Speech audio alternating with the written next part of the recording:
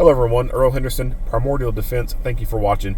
I have another Monday quarterback video for you. I'm going to play this video and talk about things that are going on. I better explain what's going on and talk about things that I think that are being done right and or done wrong. Here we go. I'm Brooke Reese with the Metropolitan Nashville Police Department.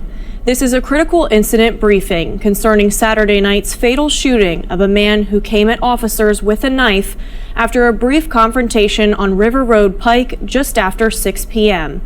Several calls came into the Department of Emergency Communications between 4:45 and 6 p.m. from both Cheatham and Davidson counties about a man walking along the side of the roadway yelling and throwing things at vehicles. DEC, Dylan. Hey, this is Cisco Cheatham Dispatch. Yeah, what can I do for you? Hey, I was just trying to pass on some information to you guys. Okay. So we had a homeless man at Peter's Market, it's 3505 River Road, who was causing some problems, and he left towards, heading towards y'all, so heading towards the county line, River Road Pike. I'm not going to be able to get anyone in the area before he crosses over, but just since he was causing problems on our side, I figured I'd Did they say what he looked like? They did not. I believe it's going to be a white male in a black hat. He's been just walking down River Road today and last night, so. On foot. What's causing? We had someone calling out on him earlier, yelling at cars, and our officer said that they dealt with him yesterday, and he did not want any help. DEC, Jim Rolla. Alright, so I'll pause it right there. So these are two different dispatch centers that are talking to each other about this guy. And I've talked about some dispatch stuff before in the past and some other videos, but I wanted to go over some of the dispatch stuff again. So all across the nation, and even the world for that matter, how police agencies and fire agencies and ambulances and stuff like that are dispatched and managed, it varies. It's all different wherever you go. Now, when I say all different, I don't mean there's like 100 different ways that stuff's done. In general, there's a few distinct ways on how things are done. Number one, an agency has their own dispatcher. Let's say, for example, a sheriff's office. In a lot of counties in this country, a sheriff's office has their own dispatch center. It could be right there within the sheriff's office, or it could be a building attached to them, whatever. But they have their own dedicated dispatcher that is part of their agency. And it's a 911 center, so they take in 911 calls. They dispatch their sheriff deputies out to stuff, and they have their own CAD system, a computer-assisted dispatch. And so the dispatcher, whenever a call comes in, they open up an incident on the thing, and they type in the information that the caller gives them, name, location, circumstances of what's going on, etc. When they dispatch an officer to go to that call, or a deputy, they'll tag that deputy on that CAD incident, and then on their CAD screen, they'll see a list of all the deputies who are on shift for that day, and each of them may have like a different color code assigned to them. Like one deputy's color code may be red, the other one may be yellow, one may be green, one may be blue, whatever. And those colors kind of help the dispatcher quickly, just by looking at it, assess, oh, well, this person is in service and available for call. This person is obviously in service, but they cannot take any calls whatsoever, etc. And that stuff is only viewable to that agency. So if there's a city within that county, well, that city doesn't have access to that sheriff's office CAD system. That they can't go look in. The city can't go look at it and be like, oh, well, this is who's available, and here's this call that they're on. We'll go in and we'll add up add in additional information for them to be able to look at as they're going to this call. Same for that city police agency. There's no way for that sheriff's office to look into that city's CAD system and see exactly what's going on right then and there, who's out, who's working, etc. Their CAD, their records management system. So that can also be something that is just not shareable. So the sheriff's office may have had contact with John Doe and may have some notes about this person. They may have a caution note on this person. This person said they're going to kill all police when they get the chance, and they add that to their caution notes. That way, if they ever deal with that person again, the dispatcher can say, hey, we've got caution notes on this person. He's made these statements. Well, that only works for that CAD system for that agency. All other agencies in that area that have their own CAD system, their own dispatch center, that don't pop up in their stuff. It literally has to happen to them for them to add those notes in. So, and that's a lot of places here in the U.S. An agency has their own dispatch center, and they do all the dispatching, etc. And then when it comes to the other agencies, they got their own, and then one might do some helping out with like volunteer fire. So, you might have like a sheriff's office that does dispatch for the sheriff deputies, and then there's a city police department that does dispatching for the city police. Well, then you've got like volunteer firefighters. So the sheriff's office might be the one who does all the dispatching for that sheriff's office. Those volunteer fire departments, can pay them X amount of money a year, or they just do it for free for them, and they dispatch them out. Your county coroner could be, potentially dispatched by the sheriff's office, stuff like that, or it could be done by the city police if that city is large enough to have a big budget to be able to accommodate and do that. And then in some areas, you may have a dispatch communications center that is one building that houses all these different entities into one. So you may still have the sheriff's office that has its own dispatcher and their own CAD stuff, but they're in that same building as that city police agency and that county fire agency or the ambulance, whatever.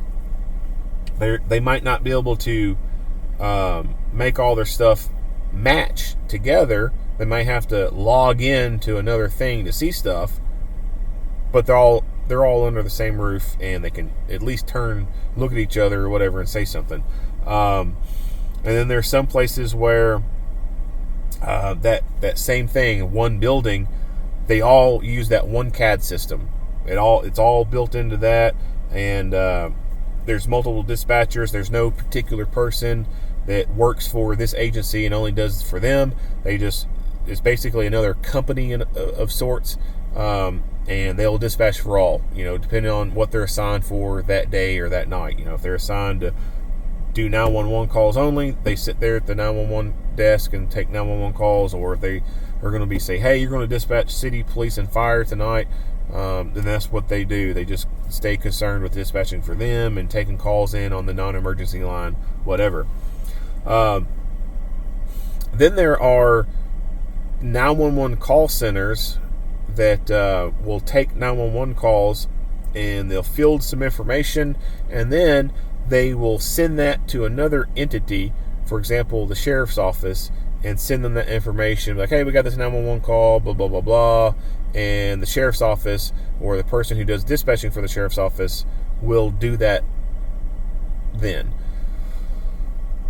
So it varies. It really does. It varies on how stuff is done. So you may have in one area multiple agencies for one county are under one building. They're all being dispatched out of that building, or they may all be dispatched out of completely separate buildings. Personally, I don't think that all the separate buildings and entities for dispatching is a good idea. I don't think that that is good for interoperability. I think that it can delay things. It's not good teamwork, etc. The best method, I think, is something of like a fusion center or a combined communication center where all the entities in that county are under one building, and The city police dispatcher sits next to the sheriff dispatcher, and they sit next to the ambulance dispatcher, etc. Not literally, side by side, but at least they're in the same room, they're on the same floor or whatever, and they could easily share information with each other just by turning and looking like, hey, Sarah, we're dispatching these people out to here. Can you get fire en route to them? That can happen so much fucking quicker than them having to pick up the phone. Most places, they'll have the little speed dial buttons, and they can just speed dial it at least. If not, they're having to manually type that shit in, call, wait for that person to pick up, explain to them what's going on, blah, blah, blah. That takes longer than just turning and looking at someone who's in the same room and saying, hey, this is what we need. Or, as that person is taking that call, that person that's in that same room can hear that and be like, oh shit, some shit's going on. I better go ahead and start getting stuff on the way. And without even having to talk to that person, they can go ahead and start initiating other, units to go en route to blah, blah, blah, whatever. So a combined dispatch thing, I think, is the best way to go. What's going on here in this video is there's obviously two different dispatch centers. And so one's having to call the other and tell them what's going on. One of the agencies that first got the call, that person that they're talking about is walking in a direction where he's going to cross a jurisdictional line. He's going to go into another jurisdiction that agency just won't go into for regular calls. Now, they'll cross that line when they're chasing someone, when they're in pursuit, but they just won't cross that line for something like this. Unfortunately, you do have officers and agencies out there that like to avoid doing work. They'll say, oh, well, that's not our area, we're not going to deal with it. Even though it's like right there, it's so close to the line. Like, why not just be a team player and fucking do it? Like, stop avoiding work, right? Now, if it's like 10 miles, difference, that's one thing. This guy's on fucking foot. Like, as soon as he crosses the county line, it's not like he's going to be freaking 15 miles deep into the other county. If he's right there at the line, he's right there at the line. Fucking let them deal with it. Let them get out there, make contact with the stupid fucker, prevent him from throwing more shit at vehicles, etc.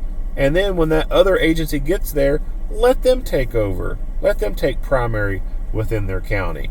So my first gripe, so to speak, is that right there.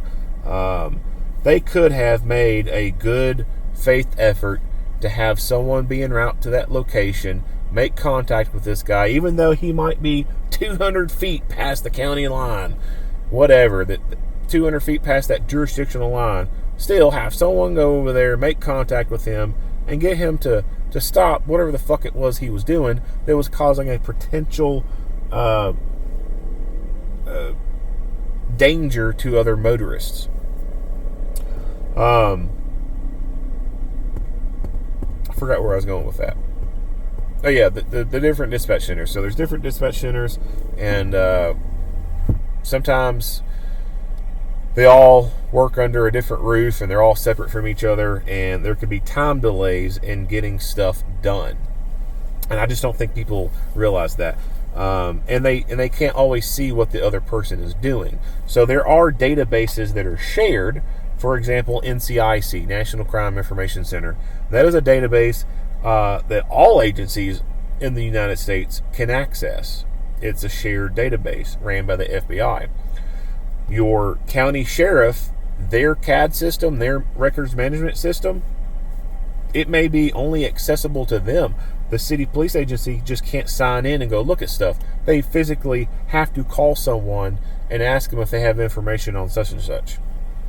So sometimes the interoperability is just not that great. It's not there. But I think a lot of people mistakenly believe that like all law enforcement is like all meshed together very well. It's like they incorrectly believe that it's a very well oiled machine, when in reality, it's not. Like, if people had really any idea the intricacies of how public safety works, not just police, but fire, EMS, and all that, they would be like, what the fuck is going on? Like, how the fuck are y'all operating like this?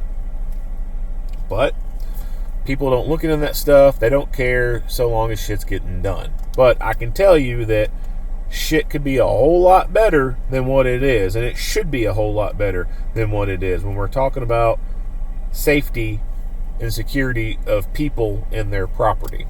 Anyway, enough ranting about the dispatch and all that shit. We'll continue on. Hey, it's Jeffrey with Cheatham Dispatch. Hey. Hey, so I'm sorry. I just called you guys about the man that's on the side of the road. Y'all. Yeah. Okay. Just an update. He's still at this, like in the same area, but now he is throwing tree limbs at cars in the road. We've had 2 calls about him.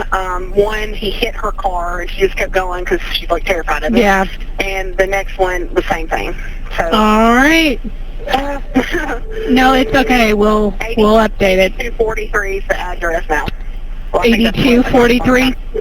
Yeah. All right, I'll update it. Thank you. Thanks, guys. Bye. Bye-bye. Metro Nashville 911, what is the address of the emergency? I'm on River Road, about a mile from... So, I mentioned 911 Center. I don't think I went into this detail. Within one county, you could have 2 different agencies that are 911 centers based off how the cell towers are located. So you could have a person who is really within like city limits and they call 911, and because they're so close to a county tower, or that tower picks up first, that call could be redirected to that county dispatch center or that state police post or something like that. And that's something I don't think some people realize. And then another thing too, some areas there could only be one dispatch center, and it could be maintained by a city police agency that, you know, does dispatching because they have a larger tax base or whatever, and that's where all the funding goes to. And you could be all the way out in the county, way deep out in the county, call 911, and it automatically goes to that city dispatch center. And that city person, they probably live within the city, probably never been out to that side of the county. They don't know where the fuck you're at, anything about that place. The only thing they know about it is when they type it in the computer on the mapping thing, it shows up where it's at, but they don't know how to get to it unless they follow the roads. None of that. And that's important, I think, for people to know. That way you can be thinking of the mindset of you need to be more prepared on your end. You need to be your own first responder. You need to be your own policeman. You need to be your own firefighter. You need to be your own medic. Because the people that you call, you don't know who's picking up that phone.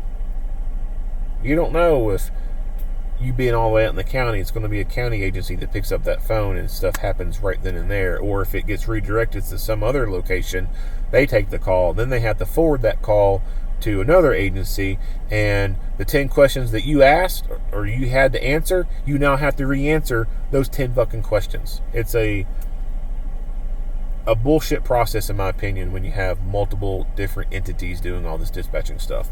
Anyway, I said I was done ranting about the dispatch stuff. Sorry, but moving on.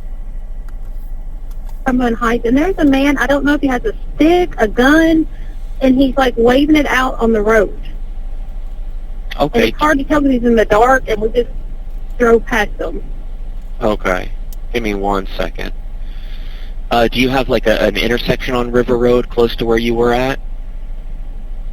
I do not. It's in between. I don't even know that. I think it's Lakeview Road and then Biggs Road. It's like maybe 2 minutes before you get to Cumberland Heights. Okay. Did you just pass it, or did you stop? Yes, I just passed it. We didn't stop because he looks like he's waving something. It looks like a gun, but and the people in front of us, I don't know. I have no idea. We just kept going because but then there's people behind us too, so I have no idea what he's doing. What did he look like? It's hard to tell because it was so dark. You could just see he was waving something that looked like a gun. And it was right before what is that church called? It's right before you get to Cub Creek is the road. Sorry. Okay. And what was your name? And this is something else to think about when it comes to dispatching stuff. Here I am talking about more dispatching shit. The people who call in, they may not know road names very well. So in terms of like car accidents, stuff like that, if you're the injured one, you can't make that call. The downside to that is whoever does call, they may not know where the hell they're at exactly. They may not know the location very well. They may not know the street name. They can't describe to that dispatcher exactly where they're at. And that dispatch center might not be very updated. They may not have the ability to see through cell phone pinging where your phone's coming from. Or where it's located at, where it's making that call from, or within a kind of a general area. Or you may be on vacation somewhere. You may be in a different state, never been there before, and you're on some road and you don't even know what the hell the name of the road is. And that area that you're in, that dispatch center could be pretty damn poor, not have that information, and may not even be able to bring up on the computer where you're at if you can't even describe where you're at.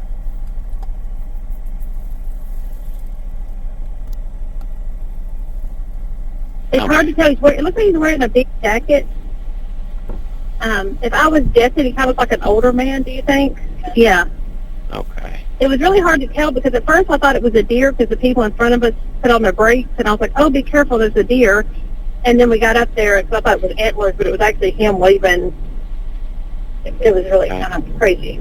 Yeah, it looks like we got a couple other calls on this. I will go ahead and update the police and get them out that way for you, okay? Just continue driving safely on. Okay. And then sometimes people go into like these long-ass stories about what was going on and blah, blah, blah, blah. Like a bunch of unnecessary information that is just eating up airtime.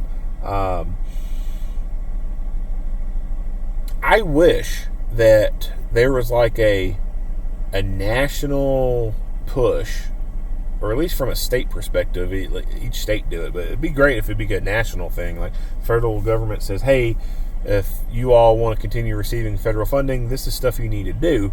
And I think that in high school, at least high school for sure, people need to have some type of training block on how to interact with police. Like if police get you out and do a Terry stop, talk about Terry stops. Like, yes, it is legal for the police to stop you while you're walking if certain things are met. Yes, it is okay for police to do this, and this. That way, people know what the hell's going on, and they know how to act. Like, hey, this is what happens during a felony traffic stop. This is the steps you may be asked to perform, or you may have to try to do whatever. And on top of that, talking to dispatch, like what a dispatcher asks during a call, like what information do they want, etc. There are some people who they don't know what happens when you call 911. There's people who accidentally call 911 and think, oh shit, and they hang up.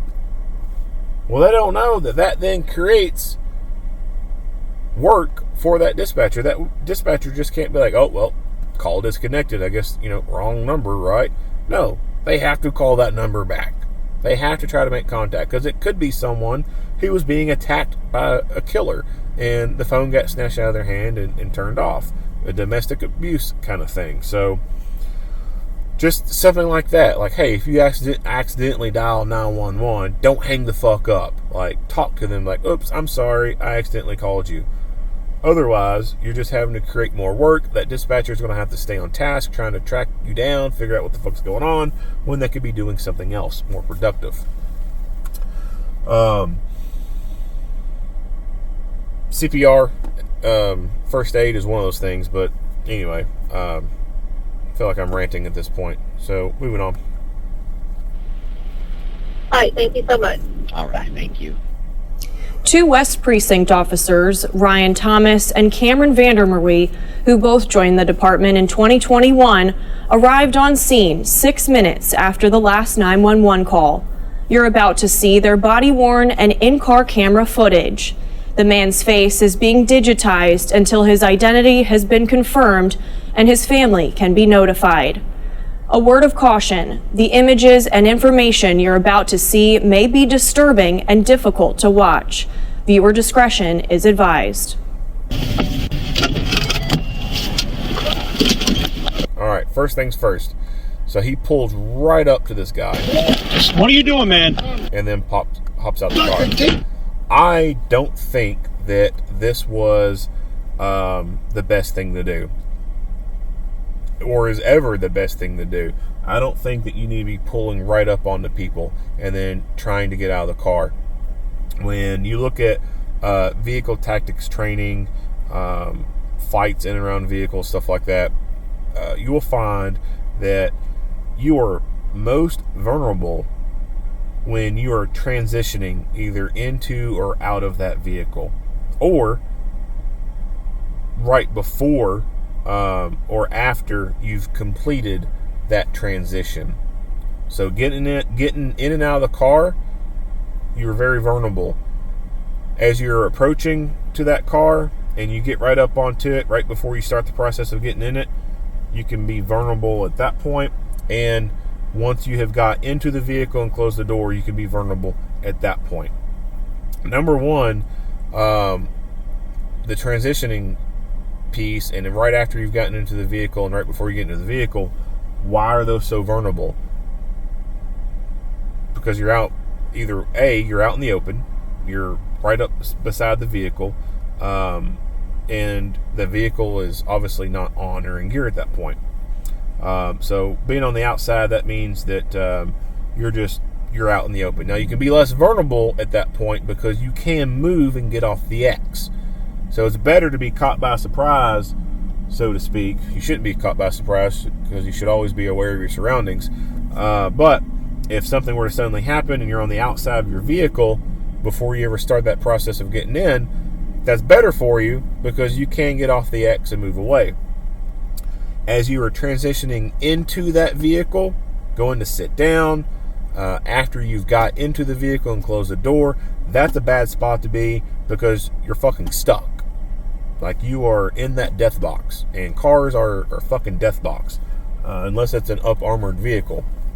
But even then, after X amount of rounds, it's still a fucking death box. So, that can be a bad point to be attacked, is when you're fucking sitting into it, like starting the process of getting into sitting in the vehicle, or you've already sat down, because that's where your ass is, and it's hard to get off the X at that point. You can't as easily, if someone comes at you to the door, they can pin you inside the vehicle to some extent. It's going to be harder for you to get out, and because your vehicle's not on or in gear, you just can't drive off the X. You can't get away. As you are transitioning out of the vehicle, that can be like this right here. That could be a very bad point, because one, the vehicle's not either on, or it's on but not in gear, so you can't even drive off the X because you're not even seated into the vehicle. As he's coming out that door, this guy could have rushed that door and then slammed that door into the officer, pinning the officer between the door and the frame of the vehicle itself, and then start attacking from there. Or as soon as he threw it in the park and opened the door, he could have quickly closed that distance and then started stabbing him if he had his windows down, stabbing him or slashing him through that open window, or rip that door open and start attacking from there.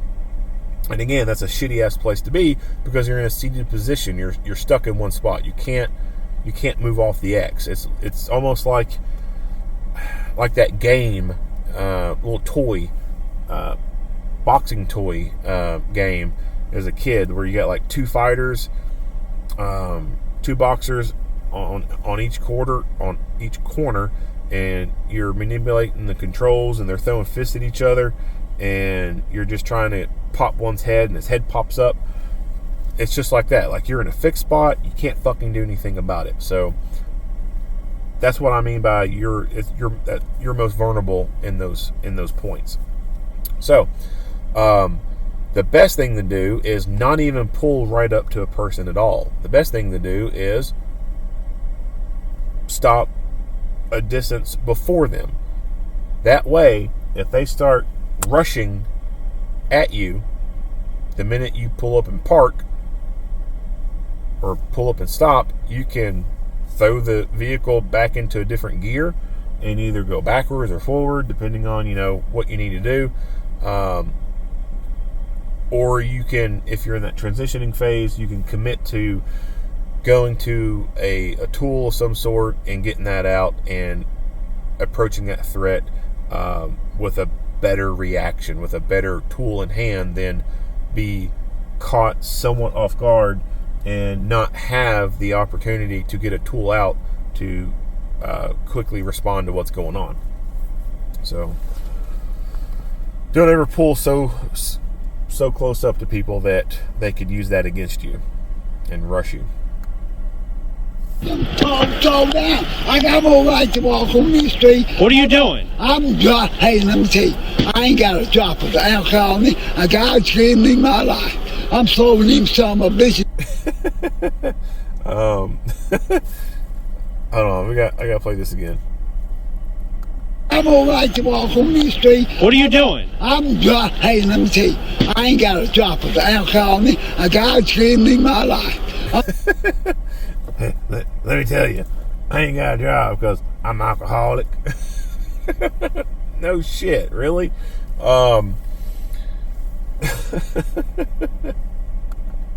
slowing them some of bitches down tonight. You illegal for one night, sir. I know you breaking the law. What you need in my life? I don't know how you live your life. Who you pay for? God give me my right. All right. You ain't taking me. No, I ain't saying nothing. You need it, boy. All right, so what's going on tonight? I'm slowing these fucking down. Stand over here with me. Come on, walk with me. Walk with you? Yeah, walk with me. All right. I'm putting a tree room in these guys. Yours too. You got one life, buddy. Okay. Where are you going? Come here. I'm walking with God. All right. I'm walking my life on this earth. You got no business. All right. He's walking with God. All right. Protect me, serve me, so. Okay. You won't talk to me. Hold on, can I talk to you? I know. Why not? Because you got nothing to say to me. Why not? Because you illegal. You ready? I bet. No, I take both of you, like. You better lie. I can't. Put it down. Taser. Stop! Drop it! Sir. Shots fired! Sir, drop the knife! All right, so we'll back that up. You ready? I bet. No, I take both of you, like. You serve me, so. Okay. You won't talk to me. Hold on, can I talk? So by this guy's own admission, he's an alcoholic. And I would say that there's probably a pretty good chance that he's also homeless or transient. And the reason why I say that is, one, when they released this video, they had not been able to confirm who he is, and that's why they're digitizing his face, because they don't know, A, who he is, and B, they haven't contacted any family or even been able to determine if, who family is or anything like that. And he looks the part. He looks like he could be homeless, just based off the appearance right there alone, and then just the way he's talking. Yeah, some drunks will sound like this, but the looks of him and the way he's sounding and the way he's acting, I'd say there's probably a pretty good chance this guy's homeless and, transient. It's sad. It really is. A lot of these dudes have mental health issues. Like, they were already kind of fucked in the head to begin with, and then once they get super drunk, you're getting the worst of both worlds. Their mental problems that they have can be magnified by the alcohol that they're drinking, and that alone makes their mental health issues worse. Then on top of that, they are just fucking overly intoxicated. They're drunk off their ass.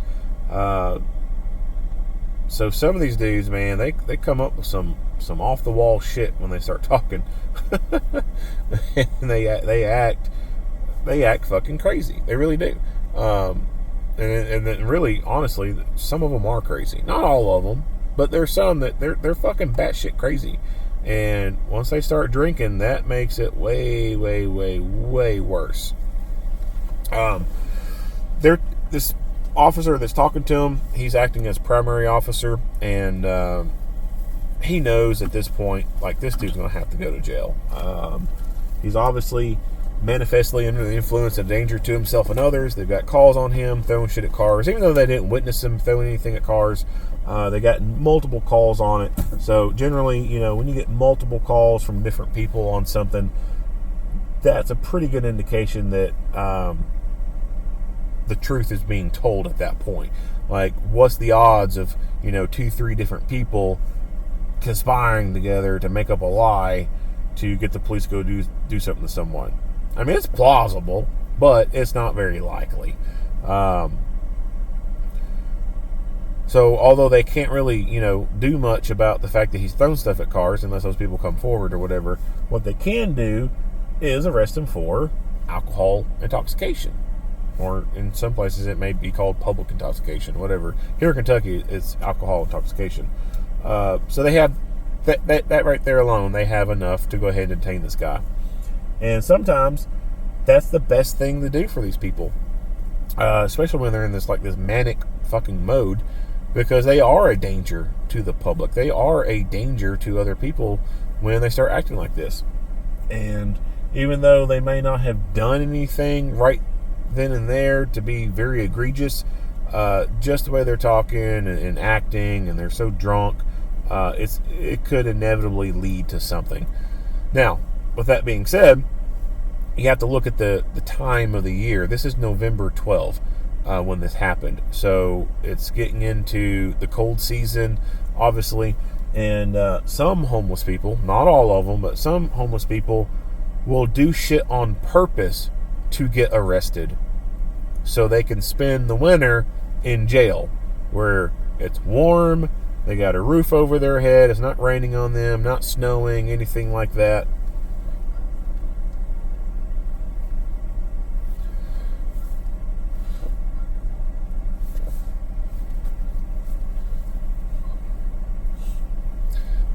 They may do stuff on purpose so that they have somewhere comfortable to stay at for the winter, and they get fed. Now, Nashville is large enough to where I know they've got to have some programs for homeless. But even with all those programs going on, sometimes they have to turn people away because they just don't have the bed space for it. And that happens. The Salvation Army place, all their beds may be full. Some other church organization, all their beds may be full. So there may be people out who are homeless out in the winter, and there's no emergency shelter for them to go to. Now, is that the case going on here? I don't know. I mean, it's possible. It's possible that this guy could have thought, well, I'll go throw some shit at some cars and cause enough of a problem to where they got to lock me up for a couple months, and I won't be out in the winter during this, and I'll be warm and I'll have food. I get to watch TV, hang out with people, talk, blah blah blah. I mean, what's the alternative? Sleep out in the cold? Go dumpster diving? I mean, yeah, he's going to miss out on his alcohol while inside jail, but other than that, he ain't got to worry about fucking freezing to death or anything like that if he's in jail. So it's plausible, I think, that this could have started off with him having that intentions. But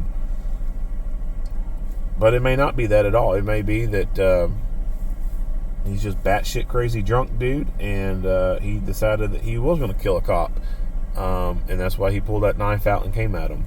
And he may have been having some grandiose thinking and thought that, you know, he was going to John Wick these fucking dudes, and he was going to be able to take 2 officers out. Who knows?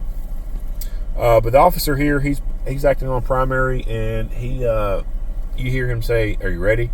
So he's communicating to the other officer, like, "Hey, it's time to take this fucking dude into custody. We're not gonna like sit here on the side of the road and talk about what the fuck's going on and what you're doing, where you going. We'll help you get there. Blah blah blah. This dude's a danger to himself and others. So it's time to take him into custody, make it safe for him, and B, make it safe for the other motorists, because they don't need him throwing shit at cars or swinging sticks at cars, doing whatever the fuck he was doing, and potentially causing them the wreck. Because they're on a long stretch of a country road here that doesn't have any street lights, and his actions alone, just walking on the side of that road, could cause other people to swerve or whatever and potentially wreck.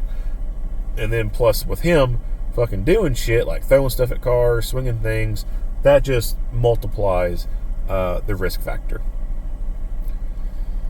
He recognizes what's going on, and that's when he switches his flip right there, or he flips his switch right there.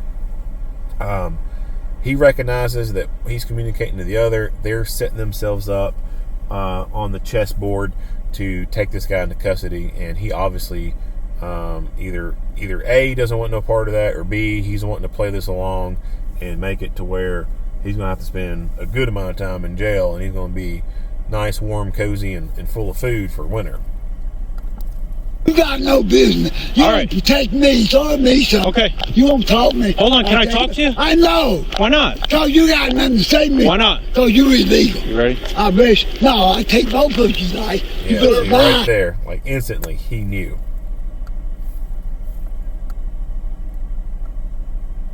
I can't Now, put it down. Now, the thing that sucks about tasers for wintertime, You better lie. Jackets. I can't Now, put it down.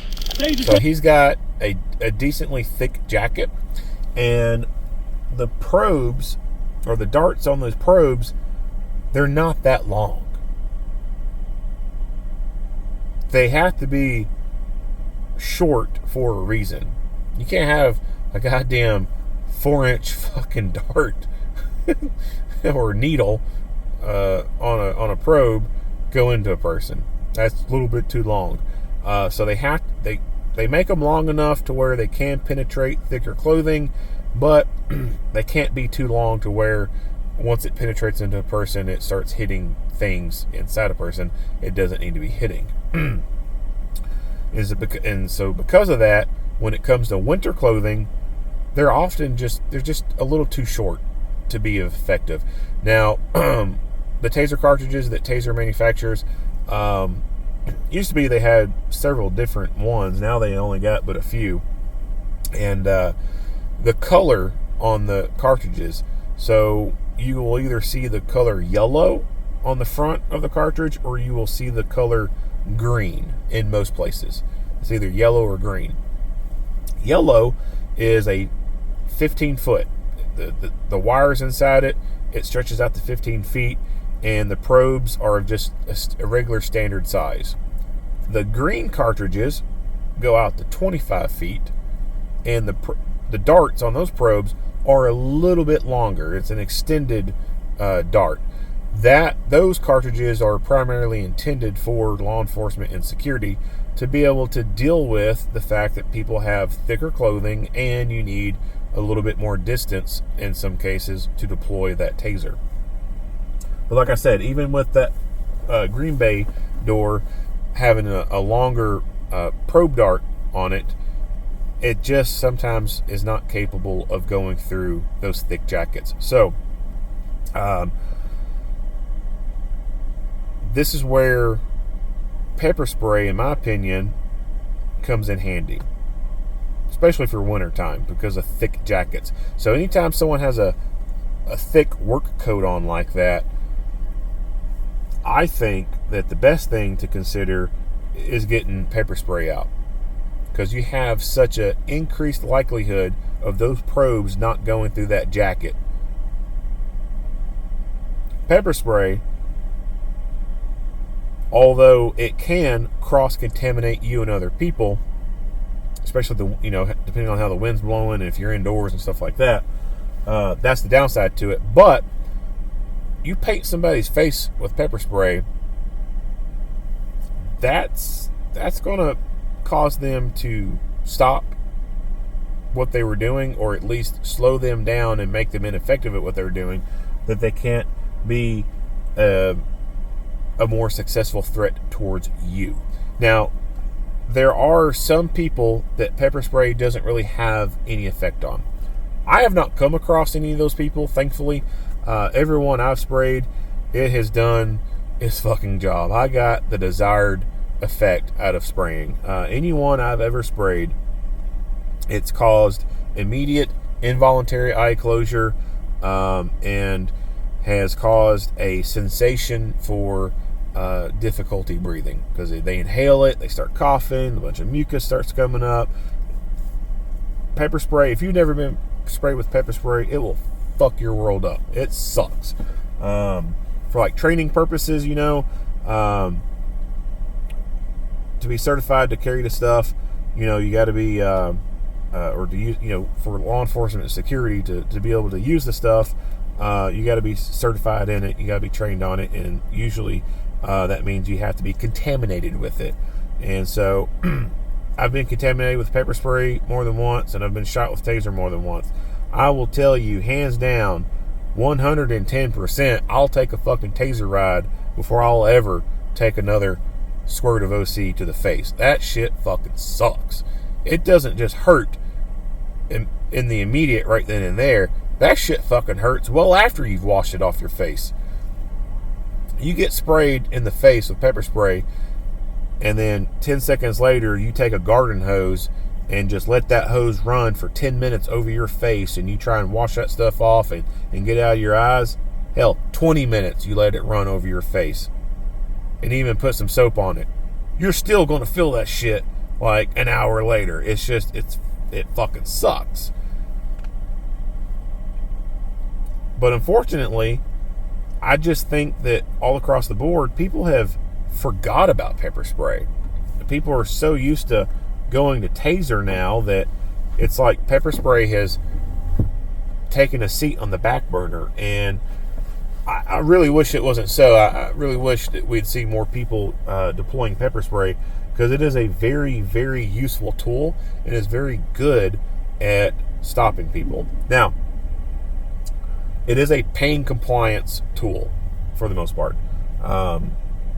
Whereas taser, you get good taser deployment on someone, you can get what's called NMI, neuromuscular incapacitation. You get a good shot on someone with a taser, there ain't shit they're going to be able to do for that taser ride, that 5 seconds. They're not going to be able to control their limbs. They can't control what they're doing at all. You literally lock them up. You seize them. With pepper spray, they can still act. They can still do stuff. They got a knife. They can still swing it. They got a gun. They can still shoot it. They might not be able to see very well or see at all, but they're still physically able to do stuff. But in wintertime, I think pepper spray should be, in most cases, especially outside and people wearing those thick jackets, that should probably be the first thing you go to, because you're going to have a higher degree of success with deploying pepper spray than you are with taser. It's almost this scenario right here. Before even watching it, I knew that taser was most likely going to be ineffective because of that thick jacket he had on. And as it is, in most cases, for wintertime, there are a lot of ineffective taser deployments. Pepper spray. Pepper spray it works. Like I said, I have not come across those people that it doesn't have an effect on. But of the people I've sprayed, they stopped real fucking quick on what they were doing.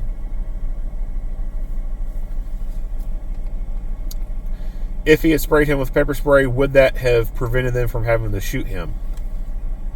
I don't know. There's a likelihood of that happening. But, like I said, you can still control your limbs and what you do. So he might have been sprayed with pepper spray and had the involuntary eye closure happen, but still hold on to the knife and blindly, swing it back and forth to keep them away from getting to him. That would still be plausible. He could still kind of know where their general area is and run towards them, but he may not see them very well to know exactly where they are. So he can still be a threat even after spraying with pepper spray, but if you get good involuntary eye closure and stuff like that, then he's not going to be very effective at following through with his attack because he'd be fucking blind.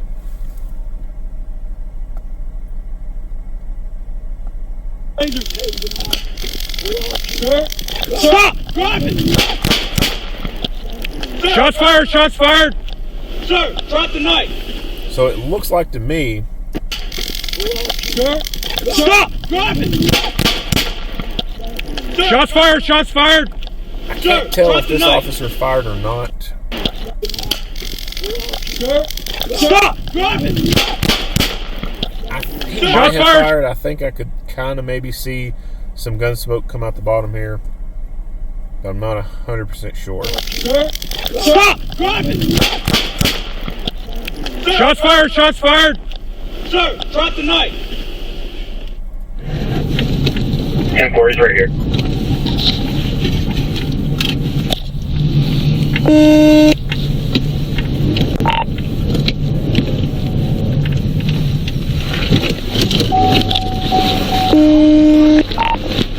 Boy, we're going to be out with it. It's going to be on the side of River Road. I'm told you to tell my bitch down. You ain't making one night, sir. I know you breaking the law. What you need to do my life. Ryan 54. You live your life. Who you break for? God give me my right. Right, you ain't taking that. No, I ain't saying nothing. You leave it, boy. So what's going on tonight? I'm throwing these fucking down. Stand over here with me. Come on. Walk with me. Walk with you? Yeah, walk with me. All right. I'm putting a tree with these guys. Yours too. You got 21, hold the air for a moment. I'm walking the guy. 10-4 is hold the air. I'm walking my life from this earth. You got no business. You ain't protecting me and throwing me, so. If you can send us another unit. I know. Why not? So you got nothing to say to me. Why not? So you leave me. I wish. No, I take no picture. Sir, put that down. Put that down. Taser, taser. Sir? Sir? Drop it! Drop it! Sir, drop the knife! Sir, drop the knife! Knife! Sir? So his jacket ends up obscuring some of the view. When wintertime comes, jackets come out, and a lot of times, unfortunately, just the way the uniforms are, the way they are, have been around well before body cameras ever came out. So the uniforms that are being used today are not necessarily designed with a body camera in mind, right? So you end up getting stuff like this, where they have the body cam attached to the uniform shirt or vest, and then they go throw the jacket on. Well, then the jacket kind of starts obscuring some of its view.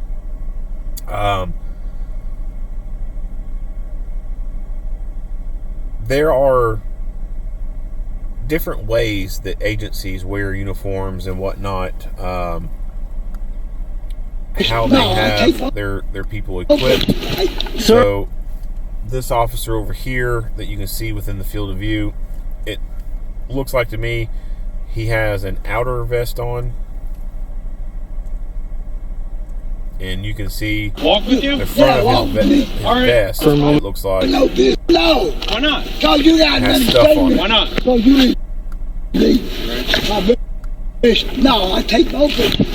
Sir, put that. So when it comes to an outer vest, that can be the best thing for being clothed for winter and staying warm, and still having your body camera not be obstructed by a jacket view or a jacket flap. This requires that you use a layering system.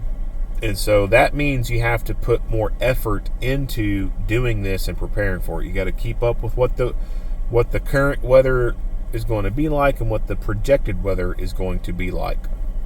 So that may mean that you have more layers on under, or you may have to take layers off later on or add more depending on what the predicted weather is going to be and how it's going to change. But that's the way, in my opinion, to go. That way everything's slick and it has a better flow, so to speak, on equipment and everything. When you throw a jacket on over top of your uniform, it can block things. It can get in the way of things and create a barrier. And for the cameras, that's one thing. But also, if the jacket is too long, it could start covering parts of the duty belt. This is why some jackets that are made for police are a little bit shorter. They have slits on the side with zippers or buttons so that you can position that slit portion of the jacket around the gun holster or something like that. That way the gun holster sticks outside of the jacket and is all completely accessible and visible, but the rest of you is covered up by that jacket, obviously. I'm not the biggest fan of jackets anymore. Now, like I said, this stuff has been around for years, and that's the way, police and security have been having to be dressed, right? It takes less effort to be able to just throw a jacket on and off when needed, right? You get cold, you throw the jacket on. You get too warm, you take the jacket off. That's easy. That's easy to do. It doesn't require you to watch the Weather Channel, go look at the weather, see what the predicted weather is going to be like for the next couple hours, etc. Doing the layering thing where you decide, how many layers you're going to wear under the shell, that requires effort. That requires you to know what the weather is going to be like at the beginning of shift, what it's going to be like in the middle and the end, etc. And you bring those other layering items with you, and then add to it as you can, or you have to remove some stuff during the middle of shift, whatever. Just more effort involved in that.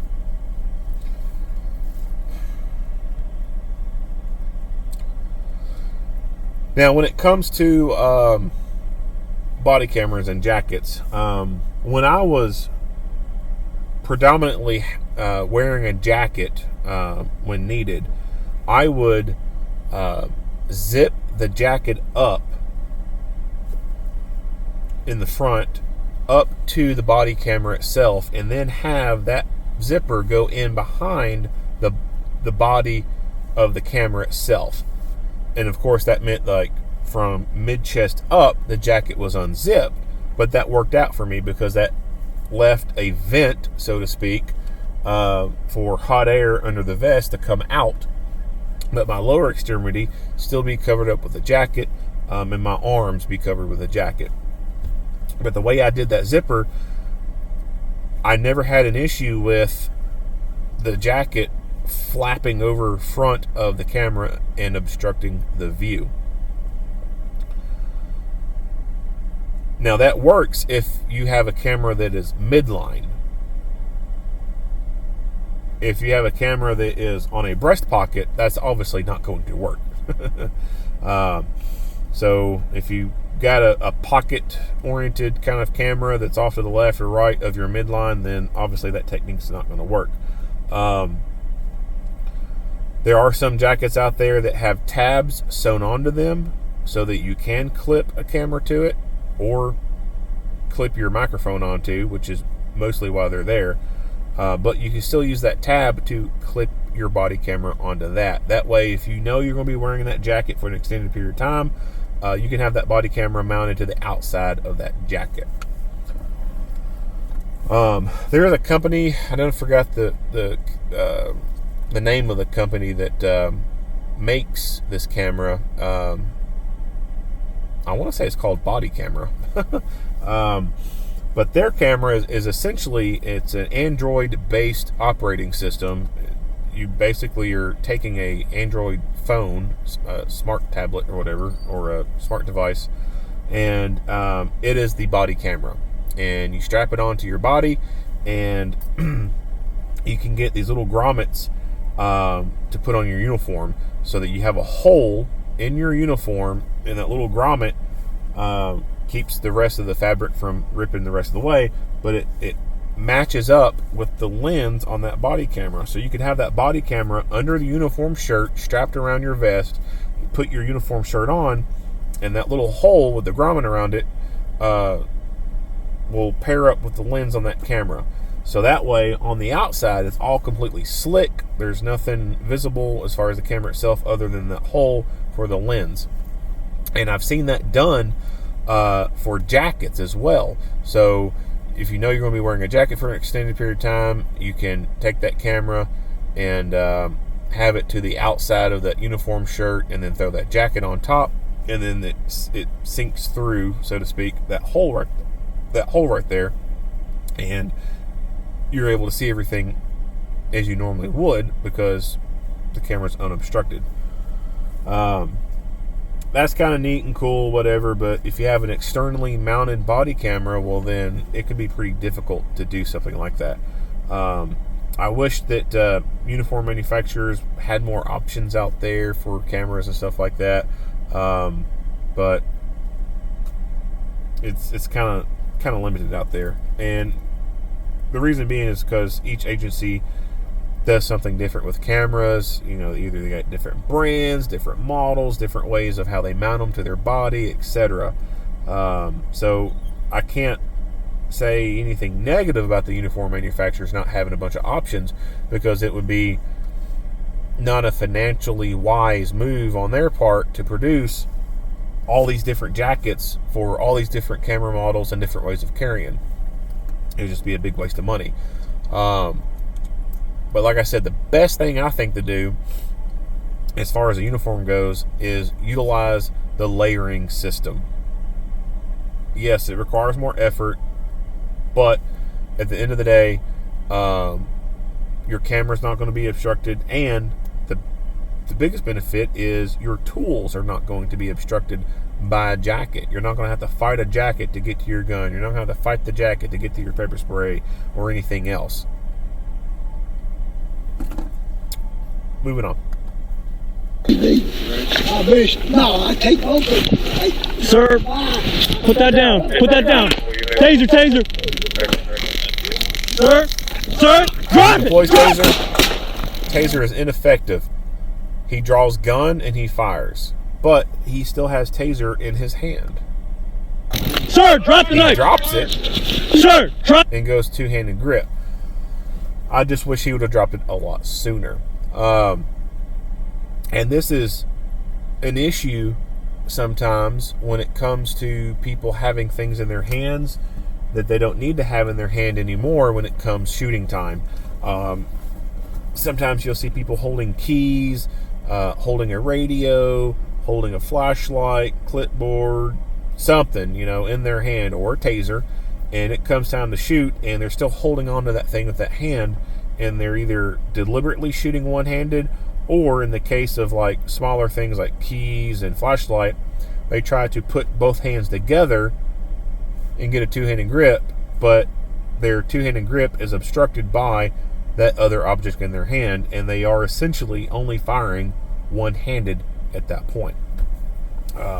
I think it's a good idea when it comes to firearms training to have drills that you do where you have to jettison unimportant things out of your hand when it comes to a gunfight. So with tasers and stuff like that, you can get the red man stuff or the blue man stuff, just the chunk of rubber that is cut out to the exact shape and detail of that object, but it's just a hunk of rubber, right? You can get that stuff and be able to simulate that you got stuff in your hand and drop it, and obviously you're just dropping rubber at that point. Doesn't matter what it is, it's not going to break. Or if you've got older stuff that's broken, keep that stuff, paint it blue, put blue tape around it, denote it as a training unit, whatever, and you can use that stuff. So I've got a taser that broke many years ago. It's the older X26E Echo model. Taser has not been doing anything with that for the longest time.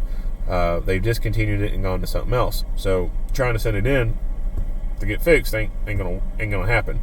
But I kept it, and it's a training unit. It doesn't work. It used to turn on, but then it fucking completely fried out and just won't turn on anymore. But I use that for training purposes. And, I'll throw that into the belt, and that'll be the thing that, I'll drop to the ground if need be, or whatever. That way I'm not, damaging my real one. Flashlights, sometimes, budgets come out and you're able to get new flashlights. Well, what happens to the older flashlights? They get gathered up and they get put in storage, and they either sit there for a long time, or, you may have someone within the municipality that does auctions, and they may put those things up for auction or surplus. Or they may just say, hey, we got these brand new flashlights in, these old ones we don't have the need for. If you want to keep one, keep it, whatever. We're purging them out of the system. If that's the case, keep some of those and paint them blue or wrap blue tape around them. Wrap blue tape around them and denote them for training purposes. If they still work, great. That's awesome. You can still use it for training purposes like that. Even if they don't work, you can still use it just for the sole purpose of doing the training to jettison things out of your hand that you don't need for a gunfight. At the knife!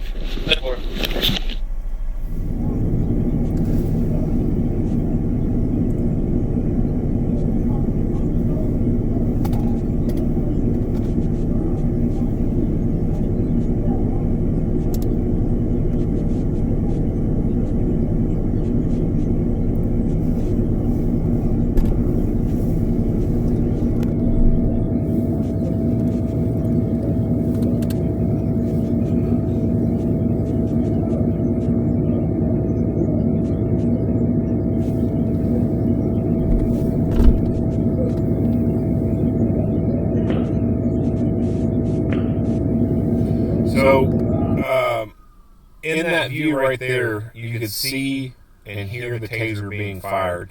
And in this angle, it's a more pronounced kind of sound, I guess you could say.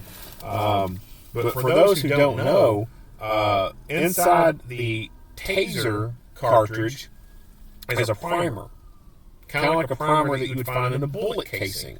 And so, when this thing pops, it goes off, that primer explodes, and inside the little chamber where it explodes, it then causes a nitrogen capsule to slam forward. And that thing will slam forward into a hypodermic needle, and it pierces that nitrogen cartridge, and a sudden burst of nitrogen gas goes through the tubing and throws or projects those probes out of the cartridge. So that loud pop you're hearing it sounds like gunfire sometimes, and that's kind of, in a way, that's what it is, because it has those primers in there. And with that being said, I think there has been times where officers have heard this thing being fired, and because it uses those primers, they incorrectly believed that it was gunfire, and then they responded because they thought what they heard was gunfire, when in reality it was that fucking taser being fired off. So if you've never been around a taser and heard it fire off, it can be loud. I mean, it's not like loud like an actual gun going off, but it's a very distinctive popping sound when it goes off. Loud enough, I think, to actually confuse some people into thinking that it's gunfire. So like I said, he ends up doing the right thing by dropping that taser to the ground. He's done fired both cartridges out of it, so it's no longer capable of firing anything out of it that could cause NMI, neuromuscular incapacitation. It could still be used against the person, but at that point, it's just going to be a pain compliance thing, and you can fight through pain. That particular taser that he had, it looked like he had the Taser 7, which is the latest taser device from Axon. It has 2 cartridges inside of it, and so you get 2 shots out of it. Now, if he would have fired 1 shot and the dude turned around and came at him, I would still recommend dropping that damn thing out of your hands. It'll go to your gun, but that's obviously something that you're going to want to secure pretty quick because it still has a working cartridge in it, and that working cartridge could cause NMI. And so if someone were to get hold of it, they could use it against you. But in this case, he knows he's already fired both cartridges out of that thing. Drop it and leave it. Don't even fucking worry about it at this point anymore, because it's not able to cause NMI past the point of having both cartridges fired out of it.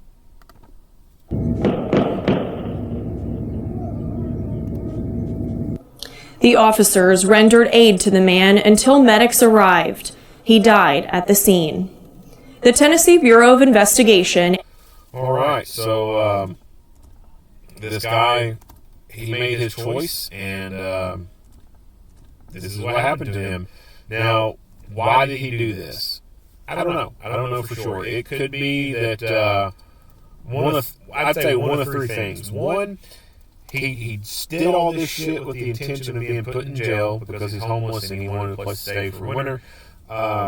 B, it could have been that he decided that he was going to try and scare them by pulling this knife out, intimidate them, whatever, and they wouldn't go hands-on with them.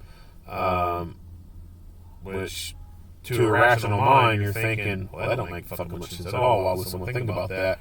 You have to think about and consider the fact that you cannot rationalize a irrational person. Like, you just cannot get in their headspace and rationalize what they're thinking because they're fucking irrational to begin with. But that could have been the irrational thought that he had. He's going to pull his knife out, he'll scare them, and they won't go hands-on with him. They'll leave him alone. And thirdly, it could have been, at this point, he wanted suicide by police. It could have been started out all along as suicide by police, or it got to the moment where he knew they were going to take him in, and he decided, fuck it, ain't worth living anymore, or whatever, and go with that. I don't think that it's suicide by police, or else I think he would have probably done it a lot sooner. I think it was either A, he was doing all this with the intentions of being arrested and put away for a pretty good amount of time, at least to last the winter, or B, in his drunken mental health stupor, he made the irrational thought, oh, they're about to try and arrest me, put hands on me, I'll pull the fucking knife out, and then they'll back up.